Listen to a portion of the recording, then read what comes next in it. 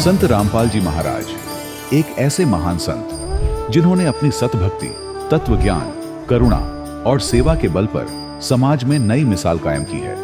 संत रामपाल जी महाराज की अगुवाई में उनके सभी सतलोक आश्रमों से समाज कल्याण के अद्भुत कार्यों ने समाज को सुनहरे भविष्य की एक नई उम्मीद दिखाई है। संत रामपाल जी महाराज से नाम दीक्षा लेने के बाद लाखों लोगों की लाइलाज बीमारियां जैसे कैंसर, एड्स आदि ठीक हुई। संत जी के ज्ञान से प्रेरित होकर उनके अनुयायियों ने लाखों यूनिट रक्तदान किया। संत जी ने लाखों बहन बेटियों का दहेज मुक्त विवाह करवाया।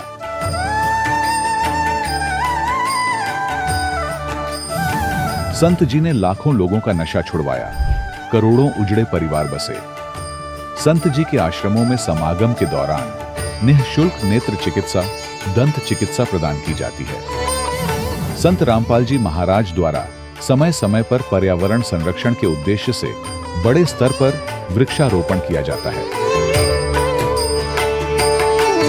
संत जी ने जरूरतमंदों को तत्काल राहत पहुंचाने के लिए एम्बुलेंस सेवा शुरू की। संत जी अपने अनुयायियों को देहदान के लिए प्रेरित करते हैं, जिससे मानवता की सेवा और चिकित्सा क्षेत्र में सुधार हो सके।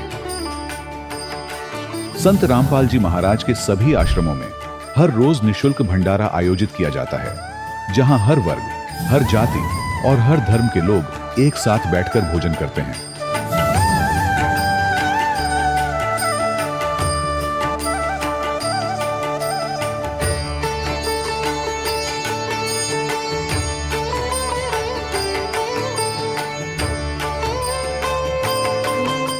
संत रामपाल जी महाराज की अन्नपूर्णा मुहिम ने गरीब और बेसहारा लोगों के जीवन में एक नई ऊर्जा और उम्मीद को जन्म दिया है।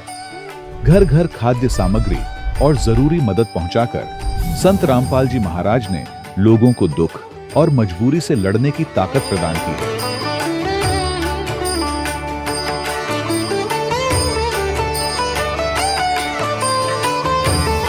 संत रामपाल जी महाराज द्वारा गरीब लोगों के लिए घर बनवाने का अद्भुत कार्य एक ऐसी मिसाल कायम कर रहा है जो सदियों सदियों संत जी की उदारता और दया भावना के तौर पर जाना जाएगा।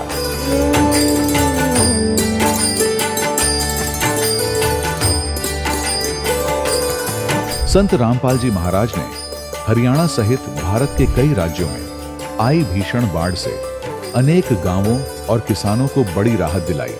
तत्काल लाखों फुट पाइप और हजारों मोटर उपलब्ध कराकर किसानों के खेतों और गांवों में भरे बाढ़ के पानी को बाहर निकालकर उनको नया जीवन दान प्रदान किया। आज संत रामपाल जी महाराज को किसानों के मसीहा के तौर पर देखा जा रहा है। जगह जगह उनके लिए सम्मान समारोह आयोजित हो रहे हैं। संत रामपाल जी महाराज के आश्रम में हजारों बुजुर्गों को सम्मान और प्यार के साथ जीवन जीने का अवसर मिलता है। उनके खाने, रहने और स्वास्थ्य की पूरी जिम्मेदारी संत रामपाल जी महाराज उठाते हैं। अनाथ बच्चों के लिए संत रामपाल जी महाराज के सभी आश्रम किसी वरदान से कम नहीं। यहाँ उन्हें शिक्षा, संस्कार और भविष्य के लिए बेहतर अवसर प्रदान किए जाते हैं। चाहे बाढ़ हो, भूकंप या महामारी, संत रामपाल जी महाराज और उनके अनुयायी हमेशा ही जरूरतमंदों के लिए सबसे आगे खड़े रहते हैं। कोविड महामारी के दौरान संत रामपाल जी महाराज के आश्रमों से करोड़ों लोगों के लिए भोजन, दवाइयां और जीवन रक्षक सामग्रियां उपलब्ध कराई गई। चाहे गरीब की मदद हो या किसी शोषित और पीड़ित वर्ग के हक और सम्मान की लड़ाई, संत रामपाल जी महाराज ने हमेशा ही उनकी दबी आवाज को सरकारों तक पहुंचाया है और उन्हें उचित न्याय दिलवाने में अहम भूमिका अदा की है। समाज में आध्यात्मिक और सामाजिक मूल्यों के प्रति जागरूकता लाने में संत रामपाल जी महाराज हर कदम पर मानवता के सच्चे सेवक साबित हुए हैं। संत रामपाल जी महाराज का जीवन हमें सिखाता है कि सच्ची सेवा वही है जो निस्वार्थ भाव से की जाए। आइए हम भी इस महान सेवा के कार्य में इस महान संत से जुड़ें और संत रामपाल जी महाराज से नाम दीक्षा लेकर अपने जीवन को धन्य बनाएं।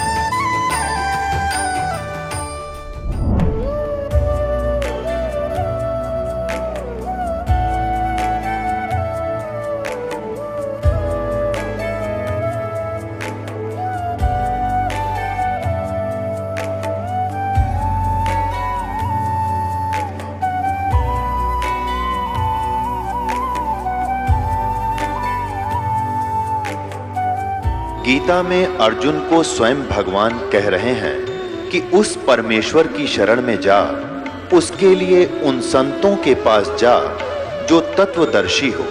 इसी प्रकार हजरत मोहम्मद को उनका अल्लाह कह रहा है कि कोई और पूर्ण परमात्मा है, उसको पाने के लिए उन तत्वदर्शी संत की तलाश कर। वो प्रभु कौन है, ये जानने के लिए कृपया अवश्य सुनिए जगत गुरु तत्वदर्शी संत रामपाल जी महाराज के अमृत वचन। सत साहिब दर्शकों, सच्ची लगन अगर किसी व्यक्ति को लग जाए तो वह अपना सर्वस्व उसी दिशा में झोंक देता है। आज हम आपको रूबरू करवाएंगे एक ऐसे ही शख्स से जिनको सच्ची लगन लगी थी भक्ति, सेवा और पाठ करने की। जी हां, हम बात कर रहे हैं नवा शहर पंजाब के रहने वाले बलवंत राय जी की, जो संत गरीबदास जी के पंथ से जुड़े हुए थे। बलवंत राय जी इस भक्ति पर इतने आरूढ़ थे कि वे अपना ज्यादातर समय संत गरीबदास जी के मूल गांव छुड़ानी में बिताते थे। साथ ही शिव जी और विष्णु जी की पूजा भी करते थे। पेशे से अध्यापक होने के बावजूद इतनी भक्ति साधना करने के बाद भी इन्हें मानसिक शांति नहीं मिल पा रही थी। इनकी वो तलाश संपूर्ण हुई जब इन्हें जगत गुरु तत्वदर्शी संत रामपाल जी महाराज जी के विषय में पता चला। जैसे ही इन्होंने संत रामपाल जी महाराज जी से नाम दीक्षा ली, वैसे ही उनके मन का भटकाव दूर हो गया और इन्हें मानसिक शांति का अनुभव हुआ। साथ ही इनकी आर्थिक स्थिति में भी सुधार आया और इनके गुरुदेव जी की असीम कृपा से अनेकों चमत्कार हुए। तो आइए सुनते हैं बलवंत राय जी की अनोखी भक्ति सफर की कहानी, उन्हीं की जुबानी। सर नमस्कार। नमस्कार सर। सर क्या नाम है आपका? बलवंत राय जी। बलवंत जी कहाँ से आए हैं आप? गांव चूड़पर, तहसील बलाचौर, जिला नवांशहर, पंजाब से। सर आप एक बात बताइए कि संत रामपाल जी महाराज से आप कब जुड़े? मई 2011 में। संत रामपाल जी महाराज से नाम दीक्षा लेने से पहले आप क्या भक्ति साधनाएं करते थे? संत रामपाल जी महाराज से दीक्षा लेने से पहले मैं गरीबदास महाराज जी के पंथ में संत भूरी वाले हैं, वेदांत आचार्य चेतनानंद जी महाराज, उनसे नाम दीक्षा ली थी मैंने 99 में। सर जैसा कि आपने बताया कि आप पहले गरीबदासी पंथ से जुड़े हुए थे और संत रामपाल जी महाराज भी गरीबदासी पंथ से हैं, वो भी गरीबदास जी महाराज के बारे में ही बताते हैं। तो सर आपको ऐसा क्यों लगा कि आपको संत रामपाल जी महाराज से नाम दीक्षा लेनी चाहिए जबकि आप पहले से ही गरीबदासी पंथ से जुड़े हुए थे? सर ये थोड़ी विस्तार में मैं बताना चाहूँगा इस बात को लेकर कि हम वहीं आश्रम में रहते थे और गरीबदास जी की जो वाणी है, उनका जो सदग्रंथ साहिब है, उनका हम पाठ किया करते थे 2 घंटे सुबह, 2 घंटे शाम को। ये हमारी रूटीन थी। मतलब ये सालों से हम कर रहे थे, बचपन से, मतलब 3 पीढ़ी से मतलब वही साधना हम कर रहे थे, गरीबदास जी की वाणी का पाठ करते थे। और जो मंत्र का हम जाप करते थे, ओम नमो भगवते वासुदेवाय, उसका भी घंटों घंटों हम कोशिश करते थे जाप करने की। जब और छुड़ानी भी हम बार बार जाते थे, मतलब साल में 2 बार तो छुड़ानी में मेला होता तो हम वहाँ जाया करते थे। तो एक बार हम ऐसे छुड़ानी गए हुए थे तो वहाँ किसी दोस्त ने बताया भी एक संत रामपाल जी महाराज का एक पंपलेट उन्होंने पढ़ा जिसके ऊपर लिखा हुआ था कि कौन ब्रह्मा का पिता है, कौन विष्णु की माँ, शंकर का दादा कौन है, हमको देव बताए। तो जब हम गरीबदास जी की वाणी को पढ़ते थे तो उसमें ये वाणी आया करती कि कौन ब्रह्मा का पिता है, कौन विष्णु की माँ, शंकर का दादा कौन है, हमको देव बताए। तो हम इस वाणी को पढ़ते थे लेकिन हमें ये पता नहीं था इस वाणी के बारे में, इस सवाल का क्या जवाब है, क्योंकि ये कभी सवाल आया ही नहीं मन में। हम गरीबदास जी के पंथ में थे पर विष्णु भगवान का हम मंत्र जाप करते थे और शंकर भगवान की साधना करते थे, शिवलिंग था उसके ऊपर जल चढ़ाते थे। तो एक बार किसी ने कहा कि जिस संत की आप बात कर रहे हो, संत रामपाल जी महाराज की, उनका जो सत्संग है वो टीवी पर आता है। तो हमने वो सत्संग सुनना शुरू किया। हम जब वो सत्संग को सुना तो एकदम से अचंभा हुआ जब उन्होंने कहा कि कबीर साहब परमात्मा है, कबीर साहब भगवान है। इससे पहले हम क्या कृष्ण जी को भगवान मानते थे, विष्णु जी को भगवान मानते थे, शंकर को भगवान मानते थे, कबीर साहब को एक सदगुरु मानते थे कि वो एक संत हैं, सदगुरु हैं। पर जब उन्होंने ऐसा कहा कि कबीर साहब भगवान है तो हमें इतनी हैरानी हुई इस बात की, जिस भगवान की सारी दुनिया खोज कर रही है उस भगवान की हम रोज वाणी पढ़ते हैं, उनकी आरती करते हैं और उनका जो है हम भोग में करते हैं, सारा कुछ संध्या आरती करते हैं और हमें इस बात का ही ज्ञान नहीं है कि ये कबीर साहब भगवान है। तो इस कारण से हमें जो हमारी वो साधना थी, तो हमने सत्संग सुनने के बाद संत रामपाल जी जो बातें बताते थे उन्हें नोट किया, सारा उनके सत्संग की रिकॉर्डिंग ली, इंटरनेट से सत्संग डाउनलोड किए, उसके बाद सुनना शुरू किया। और जब हम पाठ करते थे तो गरीबदास जी की वाणी से मिलाना शुरू किया। हम पाठ करते थे, ग्रंथ साहिब के नीचे एक डायरी रखी, उसमें सारा नोट करते गए। जो संत रामपाल जी बातें बताते हैं क्या वो बातें गरीबदास जी की वाणी में है? तो एज इट इज़ वो बातें सारी की सारी उस वाणी में हमने पाई। और जो हम क्रिया कर रहे थे इससे पहले जो हमारी साधना थी वो बिल्कुल भी उस वाणी से मेल नहीं खा रही थी। जैसे हम हरिद्वार जाते थे, गंगा स्नान करते थे और परमात्मा वाणी में कहते थे कि पर भी लेन जात है दुनिया और हमरा ज्ञान किने ना सुनिया, और हम वही परबियाँ लेने जाते थे, वहाँ पे महाकुंभ कुंभ नहाने जाते थे और ये मूर्ति की पूजा करते थे, शिवलिंग की पूजा करते थे, ये सारा उसमें मना कर रखा था। और बार बार गरीबदास जी वाणी में भेद देते थे कि कोई वास्तविक मंत्र है, एक निज नाम है, वो खास नाम है, उस नाम की हमें जानकारी नहीं थी। हम वही मंत्र जाप कर रहे थे जो शास्त्र विधि त्याग के मनमाना आचरण था। तो जब हमने ये संत रामपाल जी महाराज का सत्संग सुना और उसे गरीबदास जी महाराज जी की वाणी से मिलाया तो एकदम से झटका लगा। तो जैसे हमारी दिनचर्या क्या थी, हम वहीं आश्रम में ही रहते थे, सिर्फ खाना खाने के लिए घर जाते थे और वापस आश्रम में आ जाते थे। तो इसके पीछे मान बढ़ाई भी बहुत थी हमारे साथ कि हम वहाँ पे जुड़े हुए हैं इतने साल से। पारिवारिक समस्याएं भी ऐसी थी कि कई पीढ़ी से चल रहे हैं, उस मतलब समाज में से निकल पाना बड़ा मुश्किल था। पर परमात्मा ने दया करी संत रामपाल जी महाराज ने कि ये ज्ञान हमें समझ में आ गया और ये बात मन में बैठी कि इस चौधर का हम क्या करेंगे कल को। मतलब जैसे गरीबदास जी वाणी में कहते थे कि कुकर शुकर खर कीजिएगा, छोड़ सकल बद फैला, कल को जानवर बनेंगे, पशु बनेंगे, तो ये हमारी मान बढ़ाई, ये साधना नकली जो हम करें किस काम आएगी।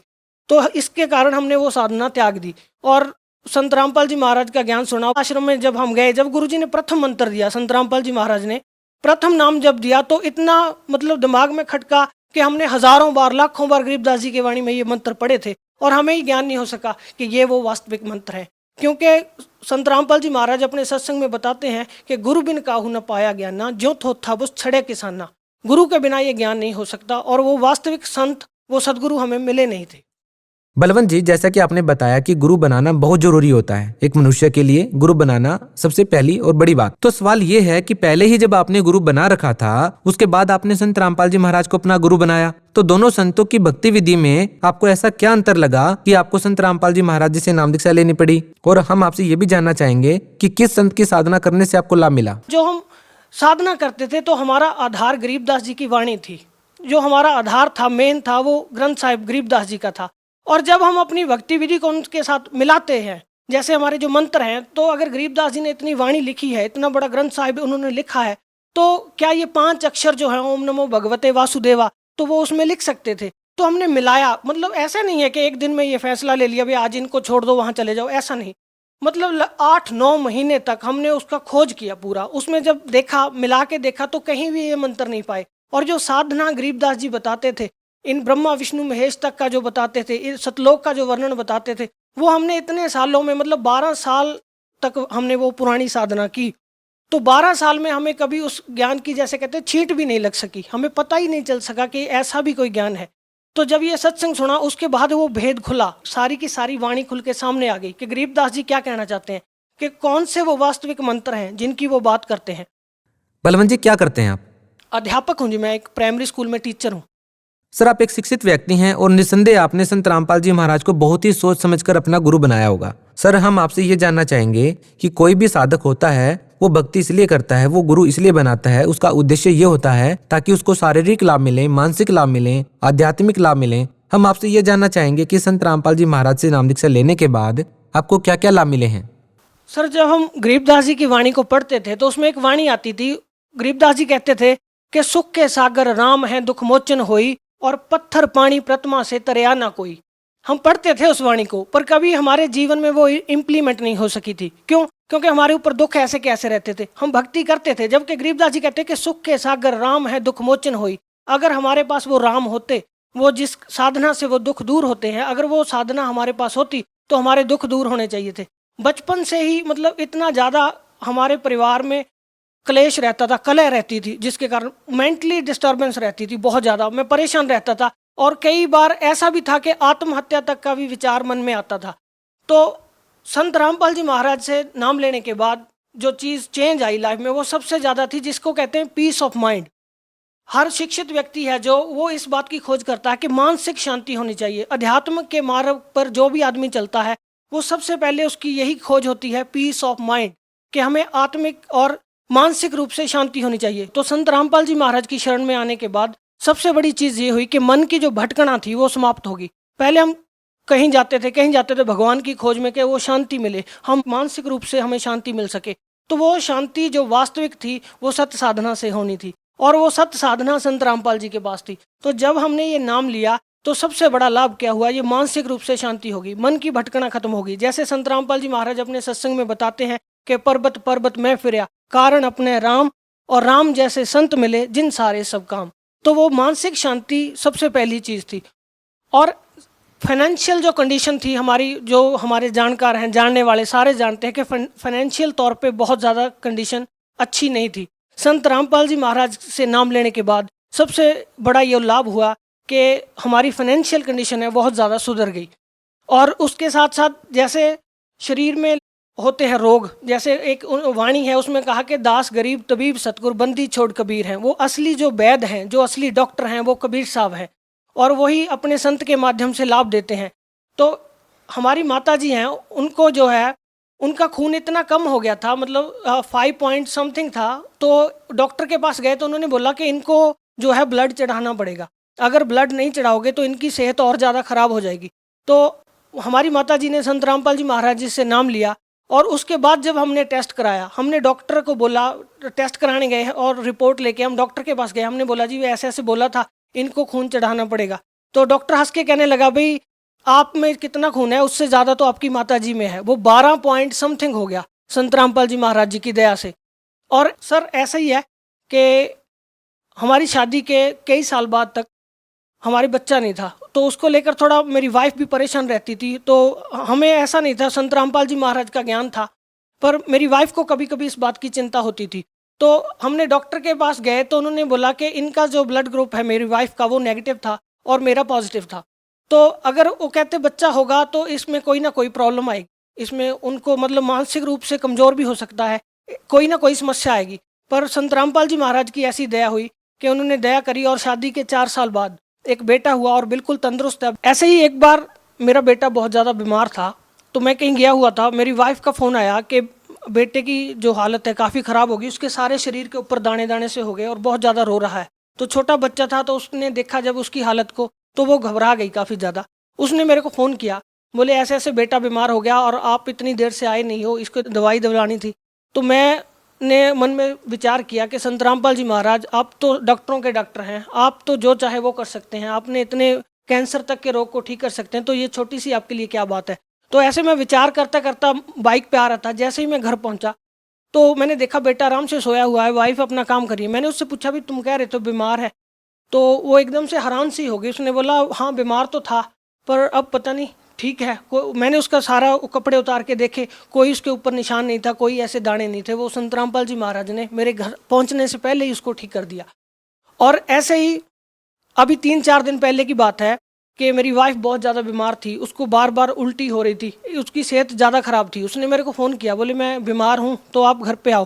तो आ रहा था, जब मैं घर पहुँचा तो संत रामपाल जी महाराज की जो है अमृत जल की एक बोतल होती है छोटी सी, तो उसमें से उसने 2-4 घूंट पिए। जब मैं घर पहुँचा तो वो एकदम से ठीक थी। उसने बोला मैं बिल्कुल ठीक हूँ, मेरे को कोई ऐसी परेशानी की बात नहीं है। सर, अगर यदि ये कहा जाए कि सभी बाबा एक जैसे होते हैं, तो आप लोगों को कैसे समझाएंगे कि संत रामपाल जी महाराज उन अन्य बाबाओं से बिल्कुल अलग हैं? सब बाबा एक जैसे नहीं होते, क्योंकि जैसे संत रामपाल जी महाराज जो ज्ञान देते हैं उस ज्ञान से निर्णय होता है। संत और असंत की जो पहचान है वो उनके भेष से, उनके बोलने चालने के ढंग से नहीं होती। जैसे शेर की पहचान उसकी गर्जना से होती है, ऐसे ही संत की पहचान उसके ज्ञान से होती है। अगर आप बाकी बाबाओं और संत रामपाल जी महाराज के ज्ञान की तुलना करके देखेंगे तो आपको फर्क समझ में आ जाएगा। सर देखिए, आप एक टीचर हैं, और अगर आप बच्चे को समझाएं कि सही गुरु कौन है और नकली गुरु कौन है, आप बच्चों को कैसे समझा पाएंगे कि वो गलत धर्मगुरु की पहचान कैसे कर सकते हैं? क्योंकि आज के समय में हम देखते हैं कि लाखों धर्मगुरु हैं, और टीवी चैनल पर जब देखते हैं तो हर रोज एक नए बाबा का पर्दाफाश हो जाता है। आप बच्चों को कैसे समझाएंगे, वो कैसे निर्णय करें कि कौन सही है और कौन गलत है? आज जो सबसे बड़ी चीज़ है वो शिक्षा है। आज का जो समय है उसमें जो शिक्षा है ये सबसे बड़ी चीज़ है। वही शिक्षा है वो संत को पहचानने का आधार बन रही है। जैसे हमने इनको पहचाना संत रामपाल जी महाराज को, अगर हम शिक्षित ना होते तो हम उन सदग्रंथों के साथ इनके ज्ञान का मिलान नहीं कर सकते थे। तो हमने क्या किया, उनके ज्ञान का सदग्रंथों के साथ मिलान किया। जो पहले संत थे जिनसे हम जुड़ते थे उनके ज्ञान का भी हमने मिलान किया। अब जब हम मिला के देखेंगे तो जो असली और नकली का फर्क सामने आ जाता है। सर, भगत समाज को आप क्या संदेश देना चाहेंगे? भगत समाज को संदेश नहीं है, हमारी तो यही प्रार्थना है कि जो संत रामपाल जी महाराज ज्ञान दे रहे हैं इस ज्ञान को सुनिए। अगर आपको कोई भगत मिलता है जो ज्ञान गंगा, गीता तेरा ज्ञान अमृत उनकी पुस्तकें हैं वो आपको देता है, उन पुस्तकों को पढ़िए और उन्हें शास्त्रों के साथ मिलान करके देखिए, तो आपको जो है वास्तविक भक्ति का और परमात्मा के मार्ग का ज्ञान होगा। यही हमारी प्रार्थना है। सर धन्यवाद। नमस्कार सर। दर्शकों, अभी आपने सुने संत रामपाल जी महाराज से दीक्षा प्राप्त करके सुखी हुए भक्त के अनुभव। अब देखिए जगत गुरु तत्वदर्शी संत रामपाल जी महाराज के मंगल प्रवचन। जो मेरे ज्ञान का आश्रय करके तत्वदर्शी संत की खोज कर लेता है, तो तत्वदर्शी संत से उसको ये ज्ञान होता है, वो परिचित होता है, तो वो व्यक्ति केवल जरा और मरण से ही छूटने का प्रयत्न करता। जरा माने वृद्ध अवस्था और मरण माने मृत्यु, इन दो वस्तुओं के लिए ही वो भक्ति करता। फिर अन्य वस्तुओं की डिमांड इस गंदे लोक की वो नहीं करता। क्योंकि वो तत्ब्रह्म से यानी परम अक्षर ब्रह्म से, गीता ज्ञान दाता से, अन्य जो सुप्रीम पावर है उस ब्रह्म से और सारे अध्यात्म ज्ञान से और सभी कर्मों से वो परिचित होता है। तो पुण्यात्मा उस तत्वदर्शी संत या तो परमात्मा आए थे या फिर उन जिन महापुरुषों को वो मिले थे उनको वो ज्ञान बताया था, उन्होंने अपना अनुभव परमात्मा से प्राप्त ज्ञान लिख दिया। वो आज वर्तमान में हम उनके विचारों को समझें कि ये वही संत हैं जो भगवान से मिले थे, तो उनमें जो प्रमाण है। और वर्तमान में इस दास पर मेहर करिए कबीर भगवान ने इस यथार्थ ज्ञान के देने की, उसके बच्चों तक पहुंचाने की। तो जब तक हम यथार्थ ज्ञान से पूर्ण कंप्लीट इस अध्यात्म मार्ग से और ज्ञान से सभी कर्मों से परिचित नहीं होते तो हम भक्ति नहीं कर सकते। इसलिए आपको इन कथाओं के माध्यम से ये ज्ञान भी बताया जाता है। तो कहने का भाव ये है, दास का जो उद्देश्य है कि आपका सौभाग्य है कि आपको ये यथार्थ ज्ञान सुनने को मिला और ये वो भक्ति मिल गई जो अभी तक परमात्मा ने आपके लिए सुरक्षित रखी थी, गुप्त रखी थी, छुपा रखी थी। आप तक यहाँ तक लाए थे भगवान इधर उधर से छुपा के। आप वो पुण्यकर्मी प्राणी हो जो सतलोक आश्रम में जो पहुंच चुके हैं या पहुंचेंगे, वो परमात्मा की विशेष आत्माएं, आम आत्मा नहीं है।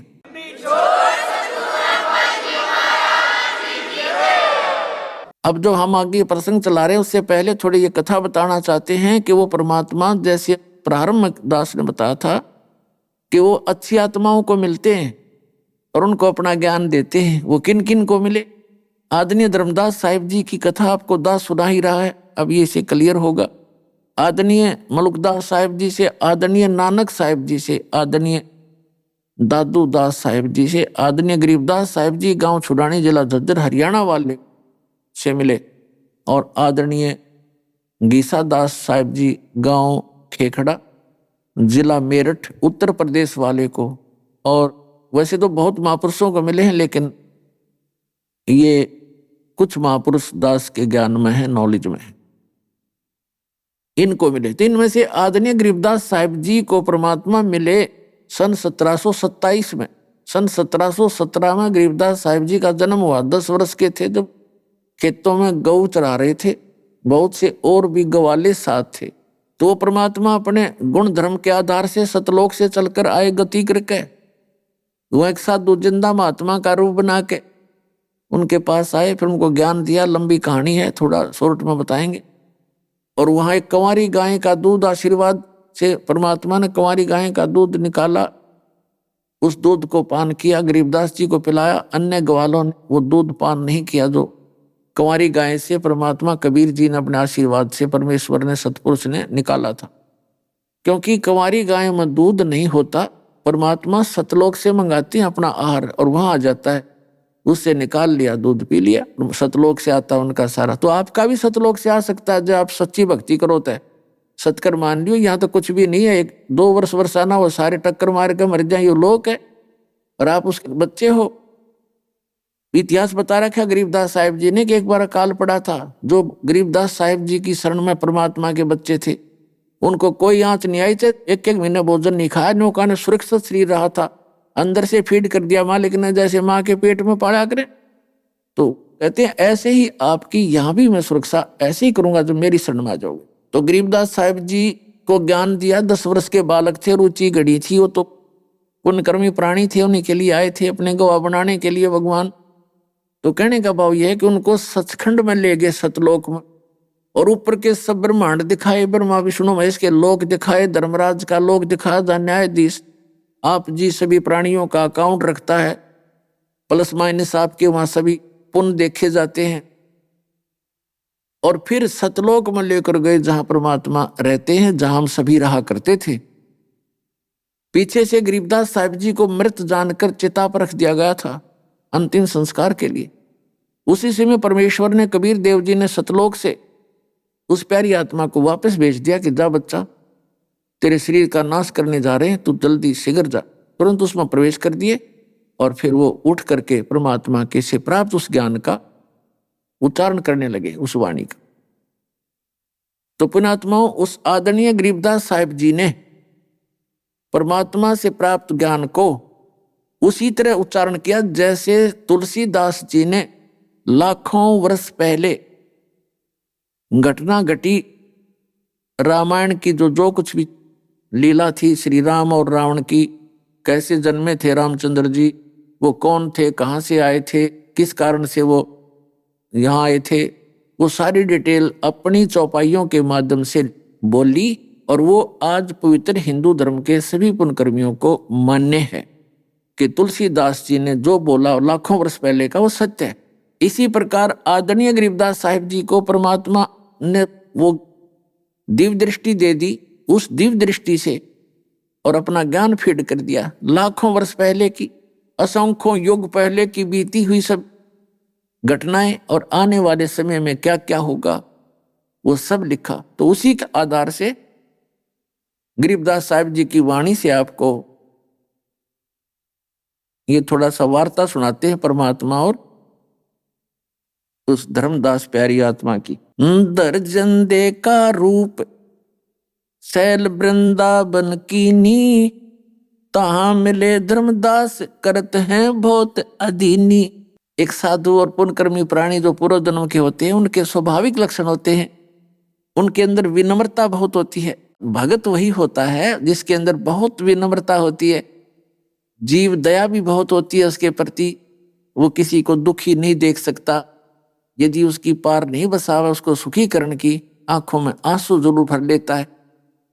और ये भक्त है, जरा सी बात हो जा, हिंदू मुसलमानों को मार दो, मुसलमान हिंदुओं को फूंक दो, हिंदू सिखों को फूंक दो, सिख हिंदुओं को मार दें, ये भक्त नहीं रहे। हम भले चाहे हिंदू हैं, सिख हैं, मुसलमान या ईसाई बने हैं, लेकिन हम भक्त नहीं रहे। हमें भक्त बनना पड़ेगा उस परमात्मा के पाने के लिए।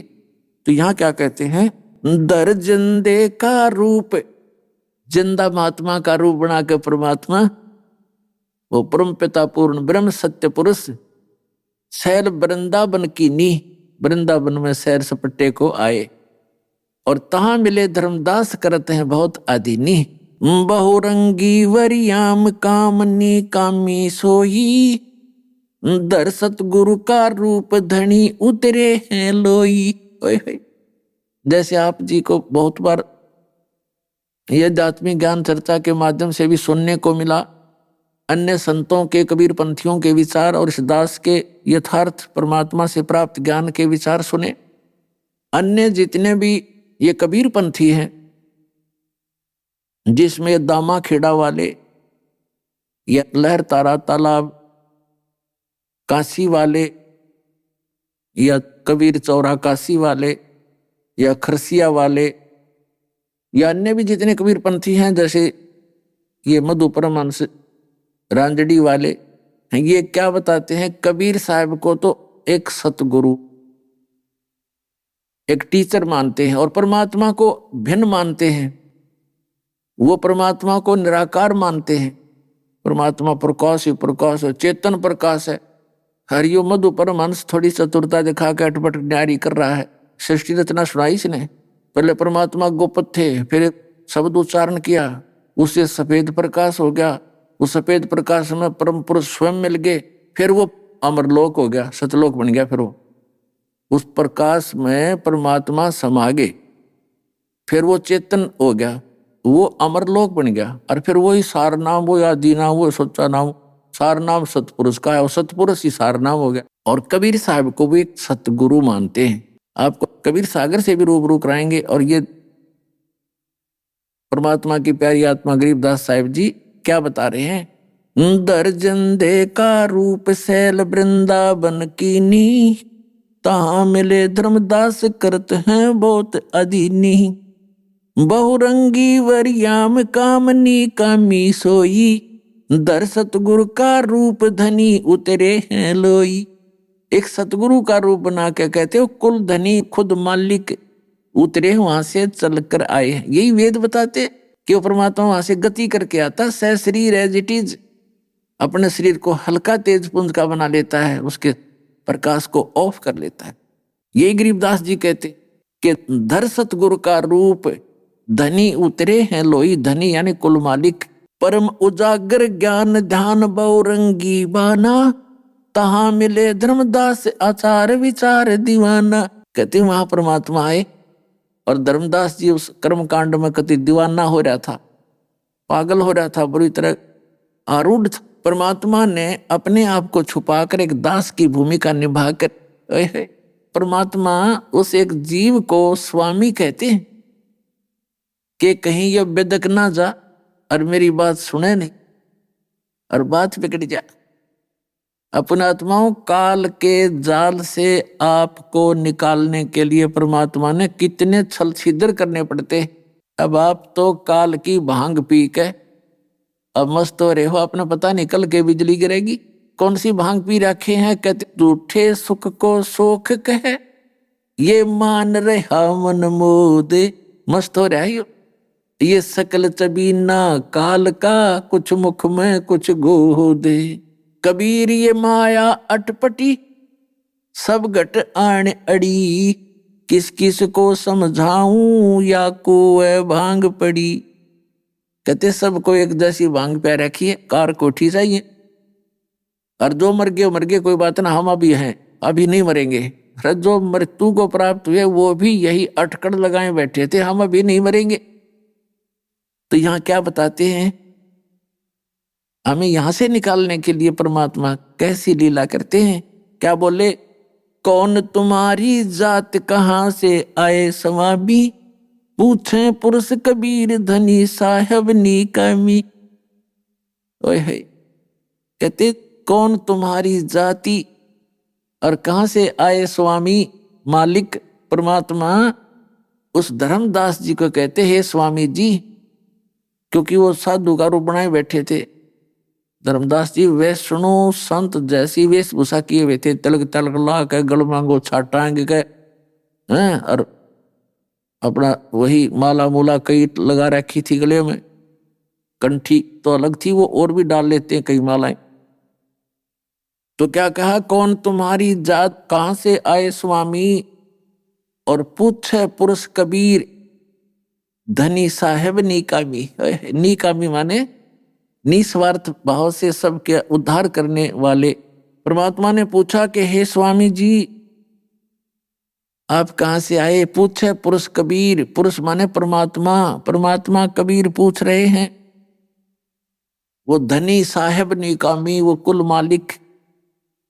अब धर्मदास जी बताते हैं, हम वैष्णो बैरागी धर्म में सदा रहाई, सुधर न बैठे संग कल्प ऐसी मनमाही, सुन जिंदा मम धर्म को अधिक आचार विचार, हमरी करनी जो करे उतरे भवजल पार। अब जो भी जिस साधना को कर रहा है न सोचे औरों ने भी बता दूं और इसी से मोक्ष होगा। तो धर्मदास जी जिंदा महात्मा रूप में उपस्थित परमात्मा से कह रहे हैं कि जो साधना हम कर रहे हैं इसने कोई भी कर ले साधना से ही मोक्ष होगा, उतरे भवजल पार। अब परमात्मा कहते हैं बोले धनी कबीर, धनी माने मालिक, कुल मालिक स्वामी।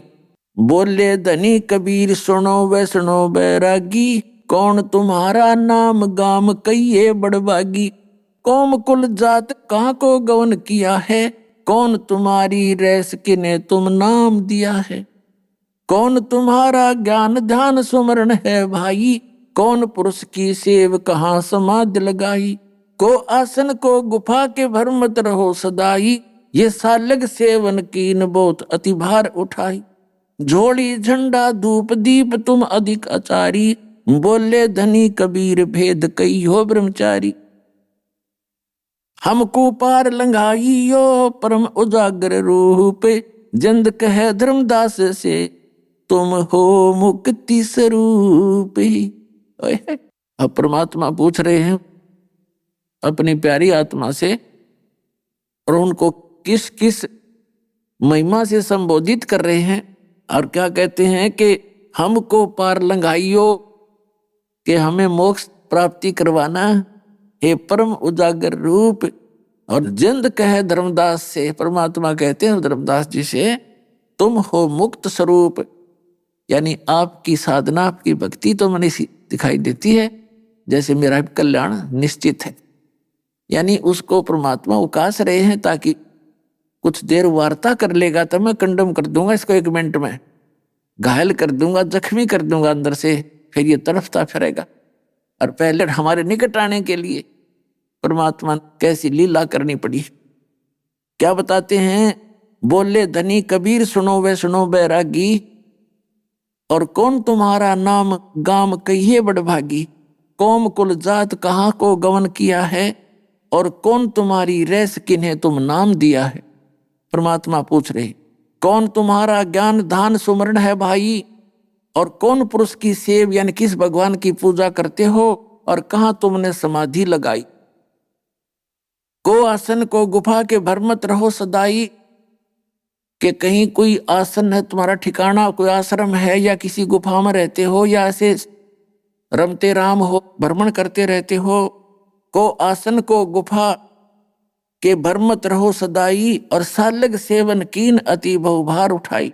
झोली झंडा धूप दीप तुम अधिक आचारी, और बोले धनी कबीर भेद कहियो ब्रह्मचारी। और फिर कहते हैं हमको पार लंघाइयो। परमात्मा कह रहे हैं तूने आपने सारा कुछ ले रखा है, जोड़ी भी है, धूप भी, दीप भी, जोत जात लगाते हैं, धूप भगवान के आगे रखते हो, मूर्ति भी ले रखी है, तो हमको पार लगाइयो। हमको पार लंगा वही परम उजागर रूप, जिंद कहे धर्मदास से। जिंदा महात्मा रूप में बैठे परमात्मा धर्मदास जी कहते हैं तुम हो मुक्त स्वरूप। धर्मदास जी से करे। अब धर्मदास जी फिर लगा बताने मैं कौन हूं, क्या करता हूं, कहां से आया हूं।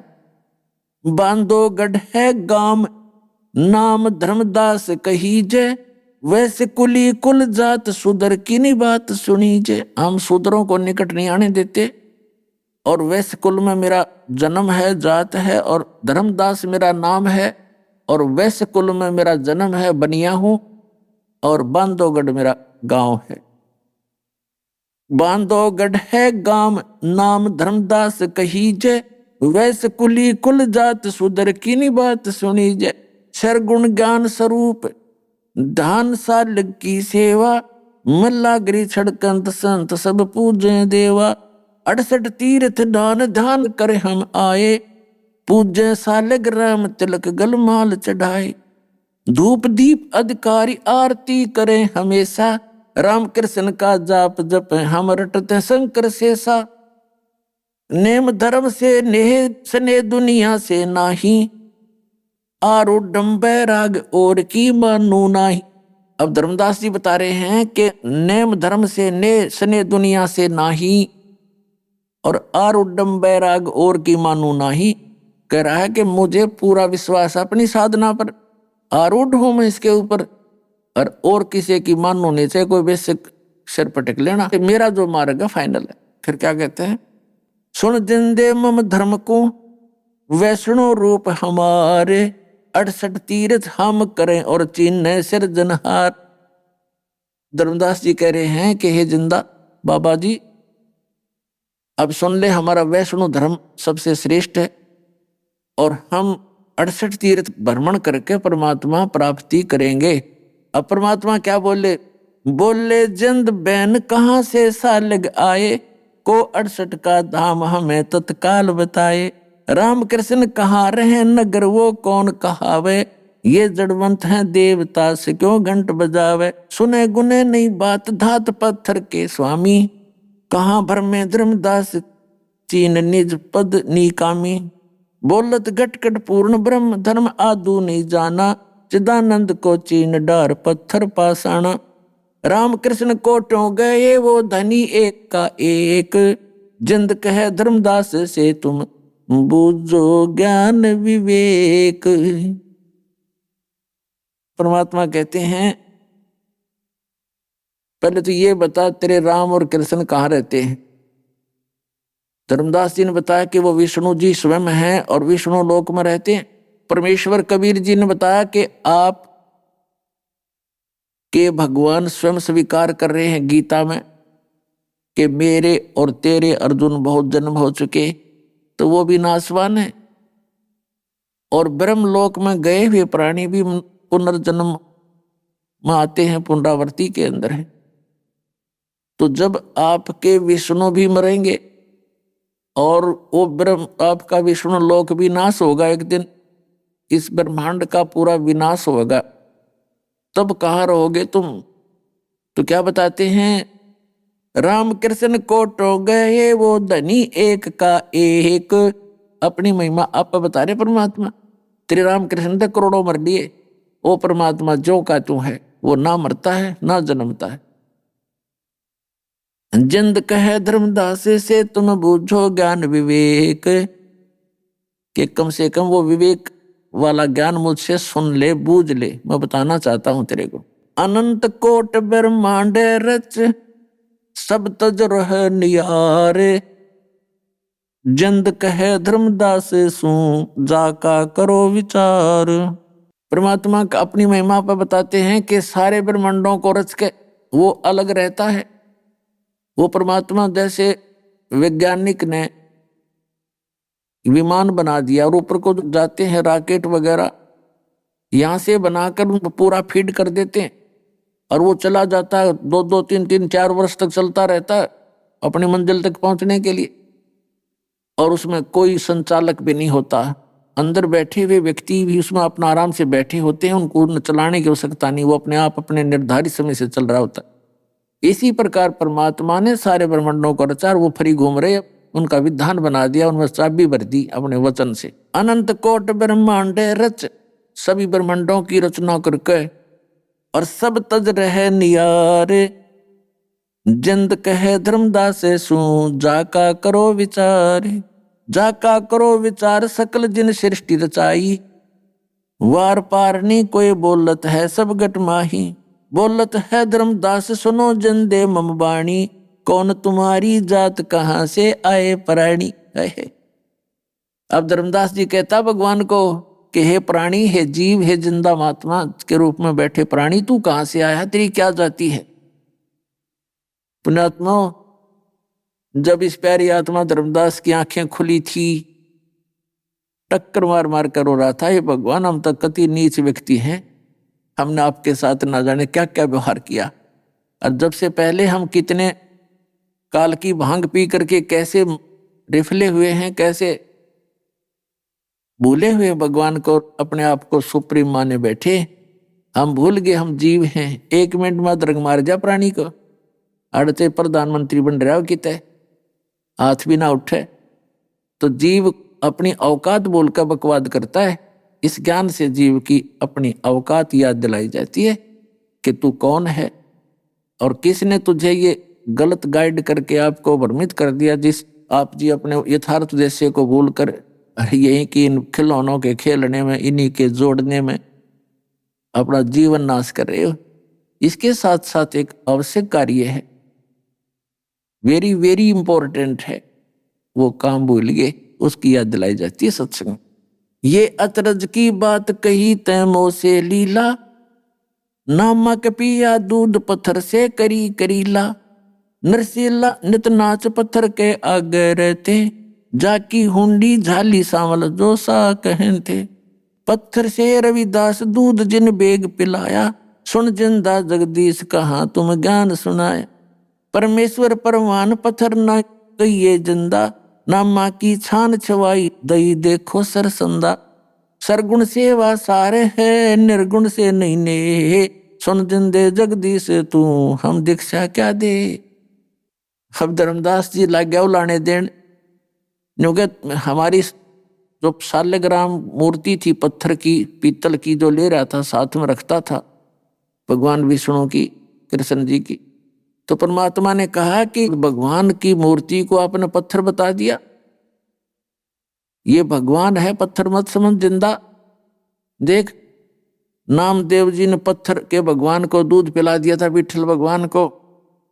और नरसिंह जी भी पत्थर के आगे नाचा करते थे, गीत गाते थे, उसकी ऊंडी कैस कर दी थी भगवान ने।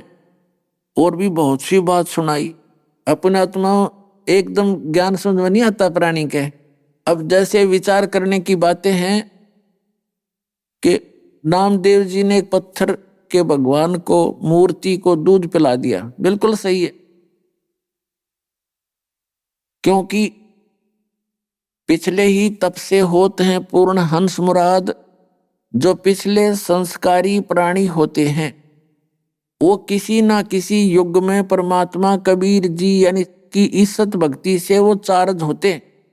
जैसे पुण्यात्माओं, अब ये भक्ति मार्ग पूरे विश्व में प्रारंभ होगा और करोड़ों अरबों व्यक्ति मनुष्यधारी प्राणी पार होंगे। अब सत भक्ति हजारों वर्ष चलेगी। तो इस दौरान जो पार हो गए वे हो गए, और फिर भी जिनका पैर फिसल गया वो यहीं रह जाते हैं। फिर अगले जन्म जन्मांतरों में इस बैटरी चार्ज से, इस वर्तमान की सत साधना से वे ऊपर की लोकों में चले जाते हैं। कहीं पर देवता बन जाते हैं, कहीं पर ब्रह्मा विष्णु महेश की पदवी पाते हैं। फिर उसके बाद नीचे स्वर्ग महास्वर्ग में अपने पुण्यों को समाप्त करके फिर पृथ्वी पर डाल दिए जाते हैं। तो वो पुण्यकर्मी प्राणी फिर भी अन्य प्राणियों से अधिक उनकी भक्ति शक्ति और पुण्य साथ रहते हैं। क्योंकि प्रारब्ध एवरेज रेशो से बनाया जाता है, पुण्य और पाप। जिस भी रेशो में आपके हैं उसी रेशो से उतने पुण्य उतने ही पाप निकालकर आपका एक जीवन निर्धारित किया जाता है मनुष्य का, जिसको प्रारब्ध कहते हैं। तो उन्हीं विठल जी की मूर्ति की पूजा तो और पता नहीं कितना महाराष्ट्र कराया करता, और उस नामदेव जी ने दूध कैसे पिला दिया?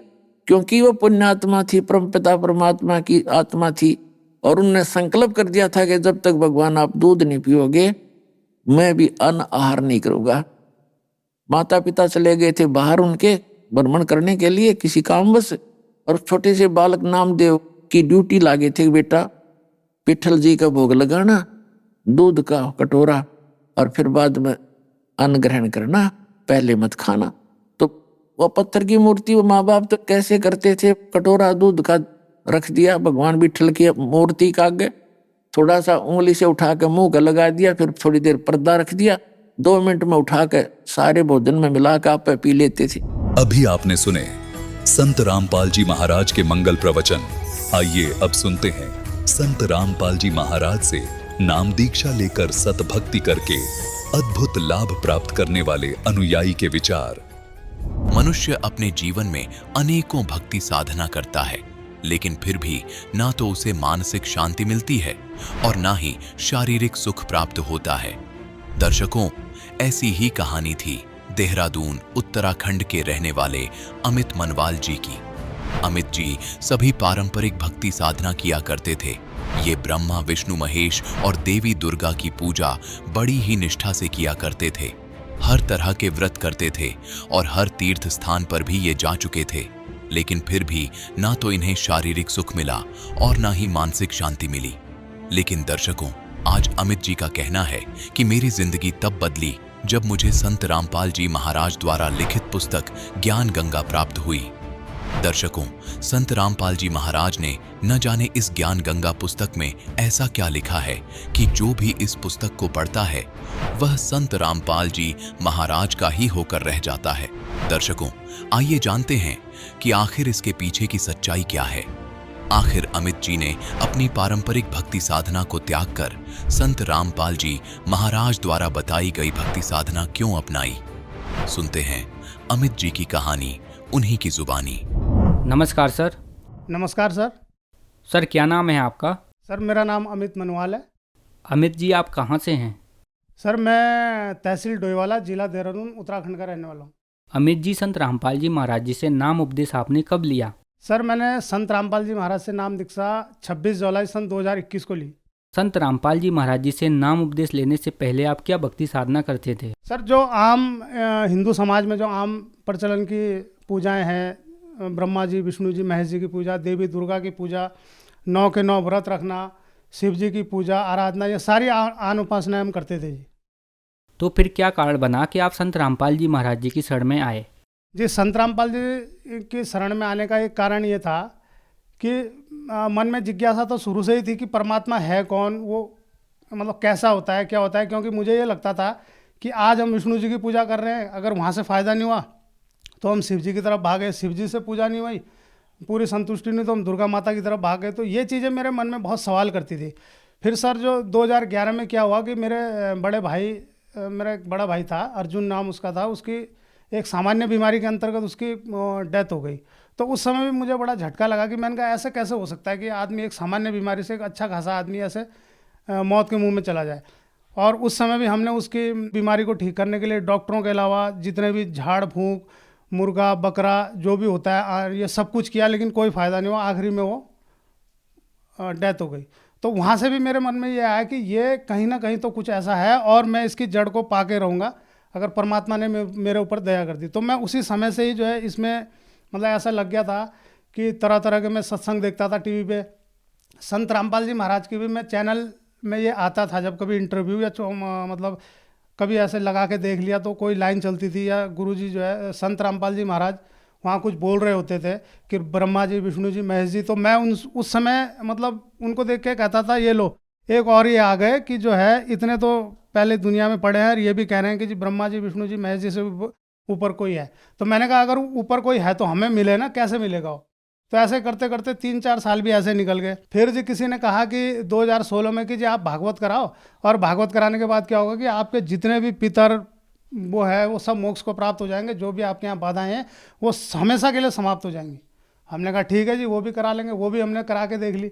उसके बाद 1 साल तक ठीक रहा, लेकिन 1 साल के बाद जो ऐसा हुआ कि जो ये भूत प्रेत देवी देवता जो परेशान करते ही करते थे, लेकिन उसके बाद मुझे शराब की ऐसी लत लगी कि 4 साल मैंने शराब में मतलब ऐसा जैसे पैसा पानी की तरह बहा दिया। मैं सुबह से शुरू हो जाता, शाम तक, सुबह से शाम तक, सुबह से 4 साल तक मेरा यही चलता रहा और बिल्कुल बर्बादी की कगार पे हम आ गए थे।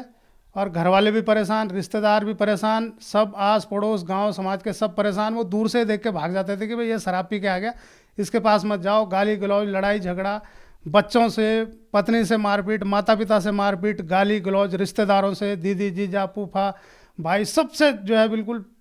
यहाँ तक कि जहाँ मैं काम करता था वहाँ भी जो ऑफिस में जो मेरे सीनियर थे वो भी थोड़ा ऐसे कटने लग गए कि यार इस आदमी को क्या करना है, तो शराबी हो गया, इसने तो ज़िंदगी बर्बाद कर ली थी। मुझे भी खुद ऐसे ही लगने लग गया था कि अब कुछ नहीं हो सकता, अब मेरा जो एंड है वो सिर्फ डेथ है और डेथ है और कुछ नहीं है। लेकिन 2020 में कुछ ऐसा हुआ लॉकडाउन के दौरान कि हमारा एक थानो, जहाँ मेरा गांव है सनगांव थानो में, वहाँ एक जल जलागम समिति का एक फेडरेशन है, एक समूह होता है किसानों का। तो वहाँ पर हम पहले से कार्यरत थे। तो वहाँ पर किसी ने एक पुस्तक रखी हुई थी, ज्ञान गंगा।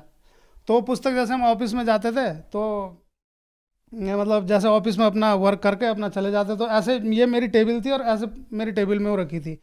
अब 1 दिन 2 दिन तीसरे दिन मैंने वहाँ के कर्मचारियों को पूछ लिया कि ये पुस्तक कौन लाया, कि जी ये पुस्तक तो ऐसे रखी है, अगर आपको चाहिए तो आप ले जा लो, ज्ञान गंगा। तो मैंने क्या किया, मैंने कहा ठीक है मैं ले जा लूँ, कोई दिक्कत तो नहीं। ना कि ले जाओ आप। मैं अपना वो पुस्तक उठा के घर ले आया। अब घर में जैसे ही मैंने वो पुस्तक पढ़नी शुरू करी, पहले मैंने 1 पेज मतलब शुरू के दिन 2 3 4 पेज ही पढ़े।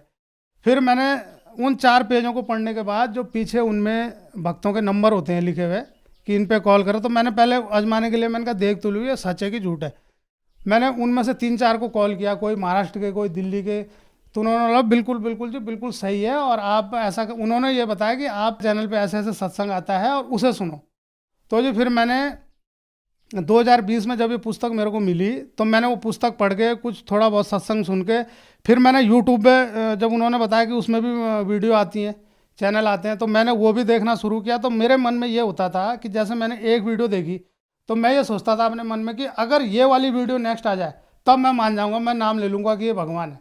और बस मैं ये सोचता था, जैसे मैं खोलता था वही वीडियो बिल्कुल जो एक उसमें बहुत उसमें चलती है, वो जो राधा स्वामी के प्रवर्तक थे जिन्होंने 52,000 लोगों को नाम दीक्षित किया था, तो उनकी वीडियो से मैं इतना ज़्यादा इम्प्रेस हुआ था। देहरादून नामदान सेंटर बालावाला से संत रामपाल जी महाराज जी से नाम दीक्षा ली, और उसके बाद विधिवत जिस प्रकार भी भक्ति साधना बताई आज तक जो है हम करते चले आ रहे हैं। सर, जैसा कि आपने बताया कि आपका जीवन बहुत ही कठिन परेशानियों से घिरा हुआ था, आप बहुत ज़्यादा नशा करते थे, तो क्या संत रामपाल जी महाराज जी से नाम उपदेश लेने के बाद आपको लाभ मिले? पूर्ण परमात्मा संत रामपाल जी महाराज से जो है जब से नामदान लिया है तब से सारी दुविधाएं, सारे बुराइयां ये हमारी बिल्कुल एक तरफ छूमंतर हो गई, कहीं दूर दूर तक भी नहीं है। मैं लगभग सर जी मैं 2009-10 से नशा करने का आदी था, लेकिन 2017 से और 2020 तो मेरा ऐसा गया, ये 3-4 साल की मतलब मैं सुबह से शुरू हो जाता और शाम तक बिल्कुल 2-2.5-3 बोतलें मेरी डेली की थी। वो पैसा कहाँ से आता था, क्या आता था, कुछ पता नहीं लगता था, लेकिन आता ज़रूर था शराब पीने के लिए। और ये होता था कि मैं शराब पी के कभी उस गली में पड़ा हूँ, कभी रायपुर चौक में पड़ा हूँ, कभी अपनी नदी विधालना नदी में पड़ा हूँ, तो लोग मुझे उठा उठा के घर ले जाते थे। और कई बार ऐसा हुआ कि मैं शराब पी के जो है एक दिन रात को जंगल में ही सो गया। उस दिन वो लोग सड़क के किनारे आए गए, लेकिन किसी ने नहीं, उसने कहा सोने दो से जो होगा, अगर ये मर मुर जाएगा तो सुबह को आएंगे अपना यहीं से कर कुरा के चलेंगे, और हो गया। इसके ऐसे 3-4 वाक़े मुझे पड़े कि शराब पी के मैं जंगल में पड़ा रहा, लेकिन हुआ कुछ नहीं, कुछ परमात्मा की कृपा ही रही, जो कुछ नहीं हुआ। लेकिन धीरे धीरे जो है जब संत रामपाल जी महाराज की शरण मैंने ग्रहण की, उसके बाद से मुझे एहसास हुआ कि वाकई में मैं इससे पहले भी नशा मैंने छोड़ा, लेकिन जो चीज़ अंदर से जब तक संत रामपाल जी महाराज की कृपा नहीं हुई थी तब तक ये चीज़ें अस्थायी नहीं थी। कुछ दिन के लिए छोड़ते थे, कुछ दिन बाद फिर शुरू हो जाते थे, फिर वही लड़ाई झगड़े, काम इधर उधर, ये करना वो करना, झूठ बोलना, बेईमानी करना, सारे जो है फिर वैसे शुरू हो जाते थे। लेकिन अब जो ये हुआ है ये बिल्कुल अस्थायी तौर पे हुआ है, और ये मान लीजिए कि इसके अलावा और कोई चारा भी नहीं है पूरी दुनिया में कि किसी को किसी बुराई से बाहर निकालने का। सर, आप उत्तराखंड से हैं। उत्तराखंड को देवों की भूमि कहा जाता है, और संत रामपाल जी महाराज के बारे में कहा जाता है कि संत रामपाल जी महाराज देवी देवताओं की पूजा छुड़वाते हैं। क्या ये बात सही है? बिल्कुल ये बात सही नहीं है। संत रामपाल जी महाराज देवी देवताओं की पूजा छुड़ाते नहीं हैं, उनकी सत भक्ति मतलब उनकी भक्ति विधि तरीके सही विधि से भक्ति करना बताते हैं कि इनकी मतलब जो सही मंत्र है उनका जाप देते हैं, और जो है सही विधि से ये आडंबर से दूर करते हैं। ये जो जितने भी आडंबर होते हैं, ये कहीं पूजा डालना, ये बकरे मुर्गे मारना, घड़ियाली लगाना, ये करना, इन सब आडंबरों से रहित करके एक सामान्य विधि जो देवी देवताओं के बुलाने की है, उस सत भक्ति द्वारा सही विधि द्वारा सत भक्ति संत रामपाल जी महाराज देते हैं। जैसा कि आपने बताया कि संत रामपाल जी महाराज ब्रह्मा विष्णु महेश की सही विधि से भक्ति बताते हैं, तो वह विधि संत रामपाल जी महाराज कहाँ से लेकर आए? वो जी संत रामपाल जी महाराज, ये सब वेदों में प्रमाण है इस चीज़ का। वेदों के द्वारा जो है ये सब वेदों में जो एक 4 वेदों के अलावा एक सूक्ष्म वेद है, उसमें पूरा प्रमाण है सत भक्ति का, सही विधि जो है हमारे जितने भी देवी देवता हैं इनके सत मंत्रों का, उनसे जो है प्रमाण लेके गुरुजी बताते हैं, संत रामपाल जी महाराज बताते हैं कि इस विधि से जो है भक्ति करनी है, तभी लाभ होगा। सर, संत रामपाल जी महाराज जी से नाम उपदेश लेने के बाद आपको बहुत सारे लाभ मिले, तो संत रामपाल जी महाराज जी से नाम उपदेश कैसे प्राप्त किया जा सकता है? जिस संत रामपाल जी महाराज से नाम दीक्षा लेने के लिए चैनल पे सत्संग आता है, उस पर नीचे पीली पट्टी चलती है, उस पर नंबर है, आप किसी भी नंबर पे कॉल करके आप जब अपना नाम बताएंगे तो वो आपको बताएंगे आप किस स्टेट से हैं, वो तुरंत आपको बताएंगे भाई उस स्टेट में आपका उस जगह उस ज़िले में आपका नामदान सेंटर है, आप वहाँ पर जाएँ और नाम दीक्षा लें संत रामपाल जी महाराज। धन्यवाद सर। नमस्कार सर।